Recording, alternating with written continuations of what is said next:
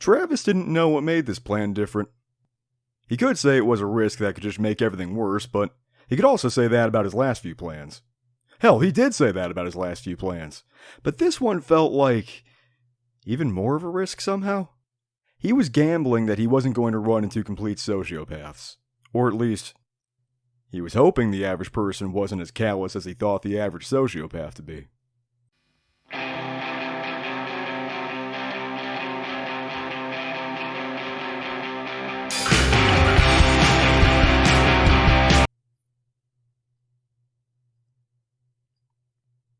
Travis boarded the train headed west.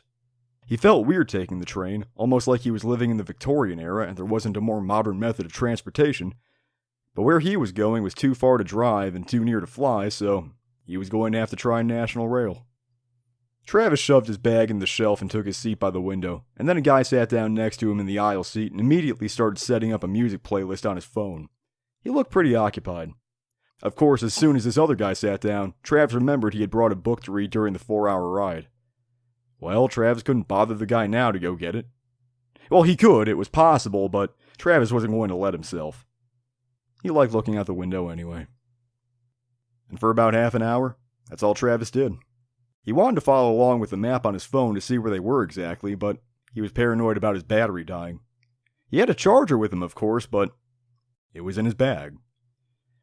3.5 more hours of staring out the window, apparently, I guess. Well, shit, now he was hungry. He had specifically avoided eating all morning just to make sure he wouldn't have a bathroom emergency at an inconvenient time, just as he always did when he traveled. Or really any time he left the house. But he couldn't wait until that night to eat something, so it seemed like he'd have to confront his fears and go check out the snack bar. Alright. Time to bug the guy in the aisle seat in 3, 2, 1. Oh, he left. And Travis didn't even notice because he was busy looking out the window. Then why would the guy bother getting all situated if he wasn't going to stick around for that long? Whatever. The coast was clear, no time like the present. Travis spent 10 excruciating minutes in the cramped bathroom. He didn't actually have to go, but he wanted to make sure his bowels were evacuated before he put more matter into his body. For the 10 whole minutes, his stomach was digesting itself, and he was starting to get a headache. He got to the snack bar, and it was a little crowded. Just as he had expected, the items were all overpriced, but he hadn't expected it to be cash only. Thank God he compulsively carried cash on him at all times just for a moment like this.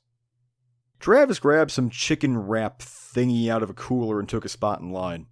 As he waited, he saw a guy 2 spots ahead of him buy a microwave pizza and asked the cashier to nuke it for him. The cashier told him to grab a paper tray. Travis looked at the whatever the fuck he was holding. It had chicken, and even though it was probably pre-cooked, do you want to eat chicken straight out of the fridge? Travis leaned over and grabbed the tray himself. The cashier seemed friendly enough to the 2 middle-aged women ahead of him. They were having a nice little conversation. So, is Wangawanga your home? Yes, ma'am. Born and raised. So, what led you to a life on the railroad? You know, it's a great way to see the country. The ladies left a nice tip in the paper box on the counter. The cashier seemed jovial enough. Travis made a mental note to be friendly and sociable with the guy, and he'd probably be friendly and sociable back. But we wouldn't be discussing this moment if it went easily for Travis, now would we be? Hello, Travis said, as he offered the tray with the chicken wrap. And the cashier gave him a look as if Travis had just whipped out his dick and started wiping gonorrhea on the counter. You want me to microwave this? He looked profoundly unamused. Well, yeah, Travis choked out. And before he could say, of course I want it hot, it's a buffalo chicken wrap for Christ's sakes, you don't eat buffalo chicken cold, the cashier said, You sure? It's got mayonnaise on it. It better not have had fucking mayonnaise on it. Travis read the ingredients while he stood in line. Chicken, buffalo sauce, lettuce, cheese curds, and the tortilla-like thing they wrapped it in. If there was any mayonnaise on this thing, somebody fucked up, and it wasn't Travis. But had Travis done something wrong? The cashier had been so kindly to the people before him, and now he genuinely looked like he wanted to cold clock him. Travis may have been unorthodox in asking for his chicken wrap to be cooked, but had he done something actually offensive? He couldn't have. Could he? Travis just wanted to get out of there. He took his chicken thingy out of the tray and put the tray over to the side. The cashier rang him up and mumbled how much Travis owed. Travis got 50 cents back in change. He didn't leave a tip. Travis sat in the lounge car and ate his whatever the fuck it was supposed to be. He stared out the window, hoping the hypnosis of the countryside flying past would take his mind off of what had just happened. But it didn't. Then he remembered his new idea to get people to regret making him feel bad. He had completely forgotten about it, but maybe that was for the best. Looking back on the situation in hindsight, pulling that card might have been overkill. Hopefully, though, he wouldn't have to come to this dilemma again anytime soon. The chicken wrap passed right through Travis, and an hour later he was starving again. He sat in the lavatory for an extra few minutes, thinking about whether he could suck it up for another 2.5 hours until he got to Wongawanga. He thought about how if he were starving on a desert island somewhere as part of some reality game show, he'd just have to suck it up, so he might as well practice sucking it up right now. But then he thought that somebody who was starving on a desert island would probably kill to have access to a snack bar, and that they'd tell him to stop being such a pussy. So Travis was going to try to stop being such a pussy.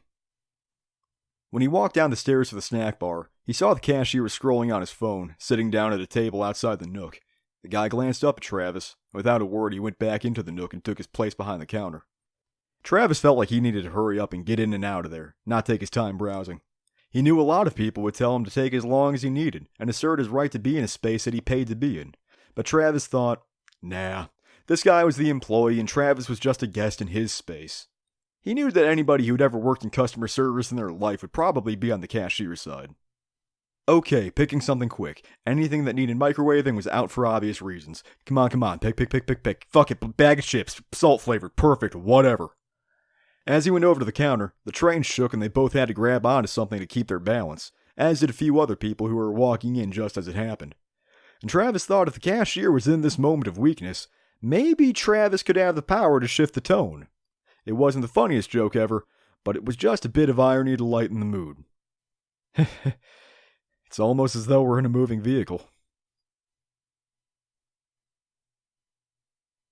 What the fuck was this guy's problem? Maybe he was embarrassed that Travis pointed it out? Okay, at this point Travis was getting angry, but he knew from experience that that only made things worse. The cashier rang him up. He didn't even say the price, he just pointed at the screen, and Travis got a quarterback for his change. And you know what? Fuck it, Travis put that thing in the tip tray. He was going to be the bigger man and be nice to this guy who wasn't going to give him anything to work with. And sure enough, as Travis left with his unflavored chips, he overheard the cashier say to the people behind him, "Hey, how you guys doing?"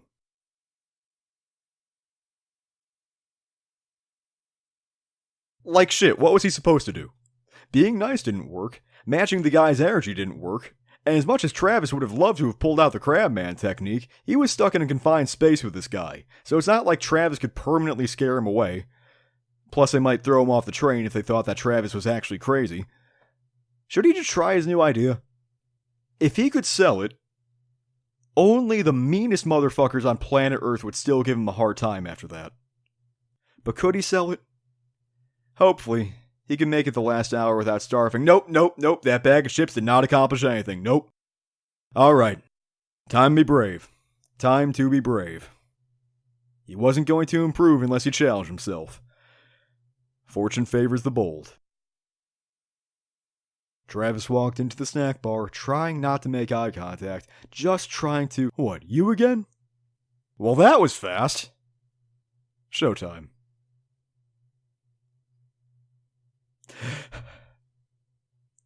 What did I do? What did I do? Of course, now there were other people incidentally entering the snack bar. How am I supposed to stop doing something wrong if you don't tell me what I'm doing wrong? Okay, now there were other people coming to the snack bar specifically because they heard someone weeping loudly. What do you want me to do? Sir, I want you to regain your composure before I call security in here to give you a timeout. Really? That's the answer he was going with. Not only refusing an ounce of compassion, but heavily implying that Travis was being childish? Travis snuck a glance at the other customers. They also didn't look like they felt bad for him. They just looked like they thought he was weird. And Travis wasn't even embarrassed. What the fuck was wrong with these people? Fuck off, this plan should have worked like a charm. Fucking people. Travis stared angrily out the window as they crossed the Jefferson state line. He was prepared to die on this hill.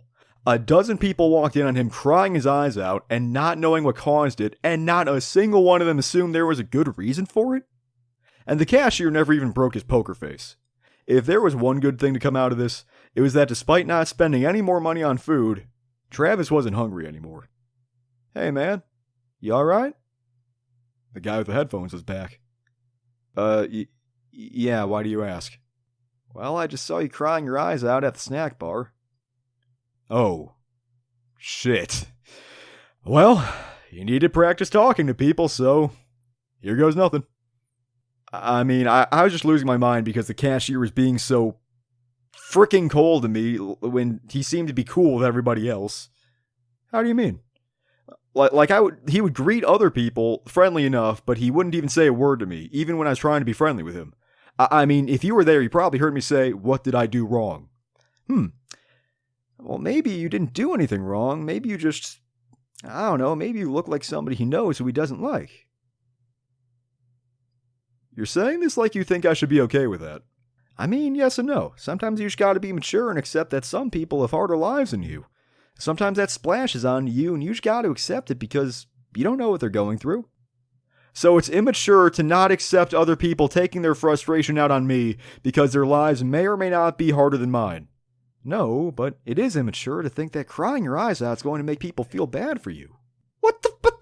Then what the fuck do you propose? You gotta be strong and firm. If you want to make people feel bad, you gotta show them that you're angry.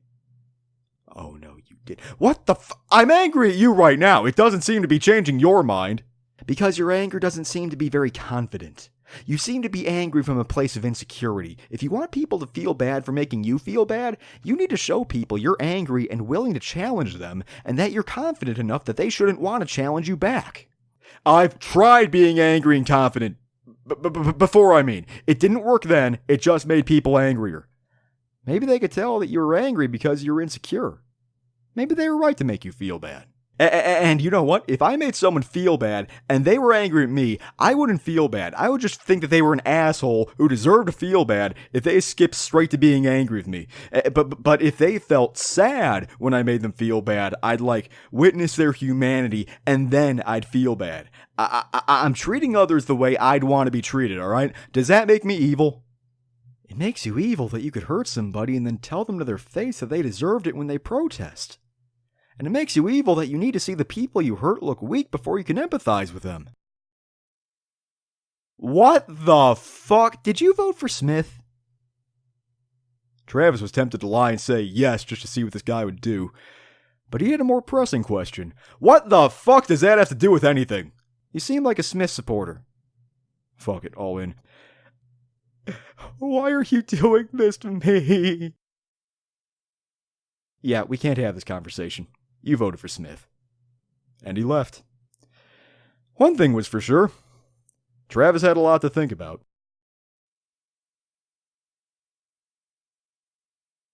A few days later, Travis was on the train back to Tillhatcha.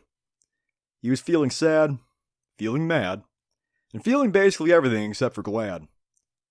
The guy with the headphones really messed things up, so apparently there were some people who were receptive to anger.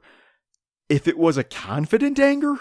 No, that could not be right. Travis knew too many people who would always interpret anger as belligerence, ergo people who deserve misfortune. Besides, evidently, he wasn't confident enough to sell his anger confidently. But now he knew that there were some people who would see a guy openly bawling and think that the person was too weak to deserve sympathy. So being sad, mad, and civil all weren't foolproof solutions. Was there anything that worked on everybody? And he was still wondering, what did the cashier want him to do? Go away? Disappear? Be somebody else? Eat cold chicken? Did he refuse to dignify Travis just because he thought Travis was stupid for wanting his chicken thingy microwaved, and he didn't think that stupid people deserved dignity? You know, Travis had been trying so hard to prove his humanity to these people. What if they didn't want to see his humanity? What if he just became whatever they wanted him to be? Within reason, of course. He didn't want to let people just walk all over him. And Travis knew that this was the exact opposite of who he wanted to be. He wanted to have convictions. He wanted to be a leader, not a follower in the most literal sense of the word. He wanted to pave his own path. But maybe part of paving his own path included running an experiment to see whether strangers wanted him to be the exact opposite of who he wanted to be. This was not going to be a long-term solution either. This was just going to be seeing whether minor conflicts could be solved by temporarily being an emotionless doormat. Because if he ever became the person he wanted to be, with convictions and the ability to pave his own path, that person probably ought to know that passing strangers would want him to be an emotionless doormat. So this was for preparation. For science. For the hell of it.